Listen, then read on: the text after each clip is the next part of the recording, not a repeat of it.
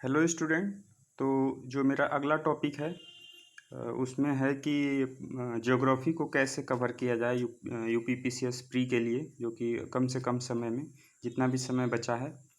तो इसमें क्या करेंगे कि जैसे हमने बताया था आपको पॉलिटी का बताया था कि पहले पॉलिटी में लक्ष्मीकांत जी से जो है पढ़ करके उसका कौन कौन सा चैप्टर इम्पोर्टेंट है तो उसको पढ़ करके और फिर जो है कि अ, पूर्वालोकन में घटना चक्र पूर्वालोकन में जा कर के क्वेश्चन करना है। ठीक वैसा ही है, इसमें थोड़ा सा अलग होगा उससे, क्योंकि यहाँ पे थोड़ा सा उसमें सब लक्ष्मीकांत जी में ज़्यादातर चीज़ें कवर थी, लेकिन यहाँ पे एनसीईआरटी में ही सारी चीज़ें कवर होंगी, लेकिन सारी की सारी नहीं कवर होंगी। तो मैपिंग में भी जाना पड़ेगा। तो जैसा कि हमने बताया था कि मैपिंग में भी आपको करना पड़ेगा, तब जाके ज्योग्राफी कवर होगी। ठीक है।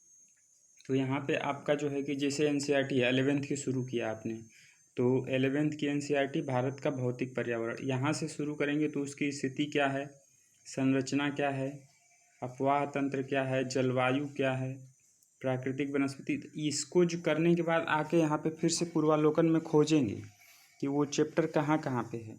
ठीक है। उसको खोज करके यहाँ पे फिर क्वेश्चन करेंगे उसी चैप्टर से।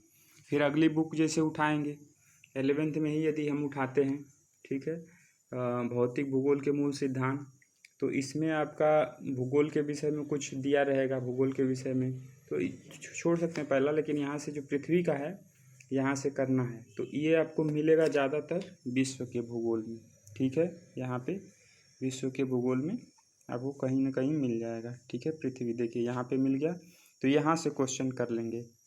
ठीक है। वैसे ही अलग अलग चीज़ें हैं, जैसे जलवायु है, ठीक है, जल है, पृथ्वी पर जीवन है, तो ये आ करके इसमें पहले यहाँ पे अच्छे से पढ़ेंगे सारा जो है। एक चैप्टर कोई सा भी है, एक इकाई जैसे यहाँ पे दिया तो एक इकाई पूरा अच्छे से पढ़ लिए, या कोई एक चैप्टर पढ़ लिए, तो उससे रिलेटेड आकर के घटना चक्र में क्वेश्चन हम लोग करेंगे।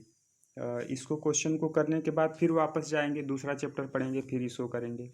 अब यहाँ पे कुछ चीज़ें मैपिंग की दी रहेंगी, जैसे कि यहाँ पे लास्ट में यहाँ पे दिया होगा मानचित्रण। ठीक है। और ये पत्तन है, परिवहन है, बंदरगाह है, और ये सब कुछ कुछ चीज़ें हैं जो आपको शायद एनसीईआरटी में कहीं पे मिल जाएं कि नहीं भी मिल सकती हैं। तो उसके लिए परेशान होने की ज़रूरत नहीं है, वो यहीं से कवर। जो चीज़ें एनसीईआरटी में नहीं मिल रही हैं, जैसे कि ये 4 एनसीईआरटी हैं, इनका कंटेंट हमने यहाँ पे दिखा रखा, देखिए जैसे ये है, ठीक है, 11th की, और ये दूसरी 11th की है। पहले तो इसी को पढ़ना है, फिर यहाँ पे ये दूसरी 11th की पढ़ना है, फिर आपको यहाँ पे आके 12th की पढ़ना है। ठीक है। और ये लास्ट में आपको यहाँ पे कुछ इकोनॉमी से रिलेटेड चीज़ें दी गई हैं, तो यहाँ पे इसको पढ़ना है, मानव भूगोल के मूल सिद्धांत जो है। तो इसमें पढ़ने के बाद ही यहाँ पे आकर के पूर्वालोकन करना। अच्छा, जो चैप्टर नहीं मिला एनसीईआरटी में लेकिन वो पूर्वालोकन में दिया हुआ है, तो उसको पूर्वालोकन से अलग से पढ़ना है। और कुछ चीज़ें जो मैपिंग के क्वेश्चन होंगे, तो मैपिंग के क्वेश्चन होंगे तो जो तो स्टैटिक है, स्टैटिक मैपिंग है, जैसे कि नदी हो गया, पठार हो गया, पर्वत हो गया, है ना, मिट्टी हो गई, और जो है मिनरल हो गए, है ना, तत्व जो हो गए, खनिज जिसको बोलते हैं, खनिज जो हो गए, ये सब जो है कि स्टैटिक में आते हैं, तो ये बदलने वाला चीज़ नहीं है।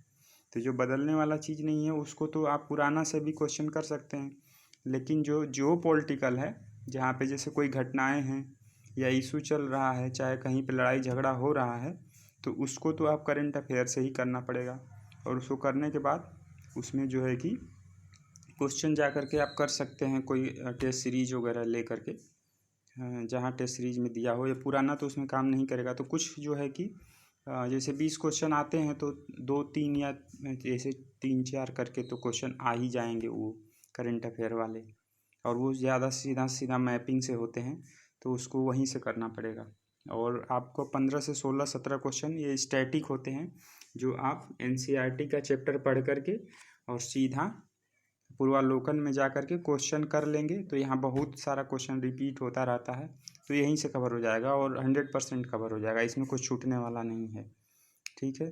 तो ये यदि आप करते हैं तो 10 से 15 दिन में ये अच्छे से हो जाएगा। ठीक है। तो ये चारों जो है कि 11th 12th की एनसीईआरटी हैं, और ये पूर्वालोकन है। बस यही आपको 5 बुक रेफरेंस में रखना है, जो है पूर्वालोकन और ये 4 NCERT। ठीक है, तो इसी से जो है कि हो जाएगा। ठीक है, और इससे ज़्यादा इधर उधर कहीं करने की ज़रूरत नहीं है। और एक मैपिंग जो है कि यूट्यूब पे कोई भी करा रहा होगा मैपिंग, अच्छे से देख लीजिएगा किसी का वीडियो जा करके। ठीक है, वहाँ से मैपिंग कर लीजिएगा, और वो क्वेश्चन करा रहा हो कोई मैपिंग का तो वहाँ से कर लीजिएगा, बस इतना ही, और कुछ नहीं करना है इसमें। ठीक है, तो बहुत बहुत धन्यवाद जितने लोग वीडियो देख रहे हैं और जिन्होंने देखा है और जो सपोर्ट किए हैं, तो उनको बहुत बहुत धन्यवाद। सबका एग्ज़ाम अच्छा जाए। ठीक है।